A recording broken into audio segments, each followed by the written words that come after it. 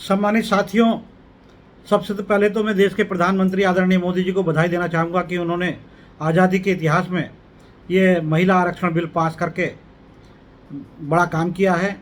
लेकिन इसके साथ साथ प्रधानमंत्री जी से पूछना चाहता हूँ कि जिस तरह से 33% महिलाओं के लिए आरक्षण लागू किया जाएगा, ये क्या 2024 में हो जाएगा, 2029 में हो जाएगा या 2034 तक जाएगा? क्योंकि इसमें जो है परिसीमन और जातिगत जनसंख्या का जो मुद्दा है रखा गया है, तो ये तो मैं समझता हूँ कि इतनी आसानी से जल्दी से पूरा नहीं हो पाएगा। तो ऐसी स्थिति में मुझे नहीं लगता कि 2024 में इसका लाभ मिलेगा। हम चाहते हैं कि 2024 में इसका लाभ मिले, और अगर मान लिया चुनाव के टाइम पे ना मिल सके तो कम से कम अपनी पार्टियों में तो इनको लाभ दिया जा सकता है महिलाओं को, और वो भी आरक्षण के हिसाब से।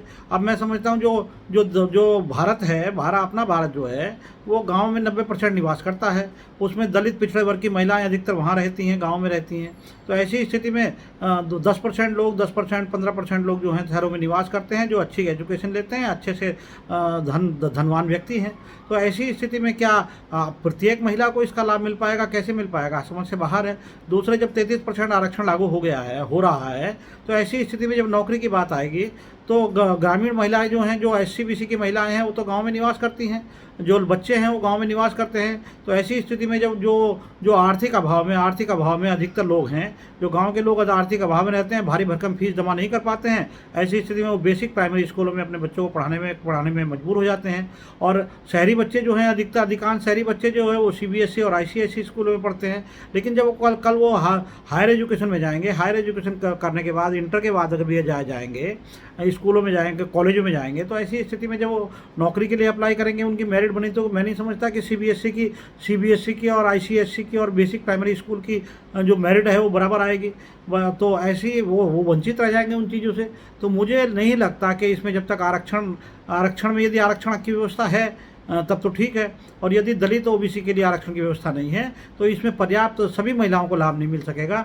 और सबसे पहले तो मैं ये भी साथ साथ कहना चाहता हूँ कि लोकसभा और विधानसभा चुनाव होने वाले हैं बहुत सारे राज्यों में।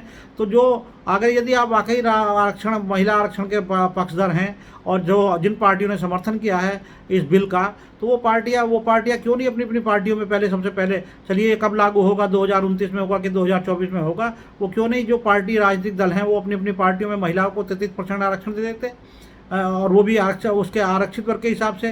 जैसे जिसका आरक्षण है 27% OBC का आरक्षण है, उसको OBC महिलाओं को आरक्षण दे दें। जैसे 19% अनुसूचित जाति की महिलाओं को आरक्षण है, उनको उतना दे दें, आदिवासी को जितना है उनको दे दें। तो ऐसी स्थिति में मैं समझता हूँ सबको मौका मिलेगा। लेकिन इसमें पता नहीं, समझ में बात नहीं आ रही है लोग सवाल कर रहे हैं, एक दूसरे से सवाल कर रहे हैं कि भाई ये आरक्षण तो लागू होगा, महिला आरक्षण लागू होगा। लेकिन ये राजनीतिक दल जो हैं, जिनकी सरकारें चल रही हैं, वो क्यों नहीं अपनी सरकार में महिलाओं को 33% आरक्षण देकर मंत्री बना देते? वो क्यों नहीं गवर्नर बना देते? वो क्यों नहीं प्रदेश भर के मुख्य उसमें उनको एक जगह रख करके मुख्यमंत्री बना देते? मान लिया भारतीय जनता पार्टी के इतनी राज्यों में सरकार चल रही है, जहाँ चल रही है उनका तुलना कर लें, एक दो महिलाओं का अगर मुख्यमंत्री बनाने के लिए कहीं फिट बैठता हो तो उनको मुख्यमंत्री बनाने का काम करें। तो ऐसी स्थिति में स्थिति स्पष्ट हो जाएगी।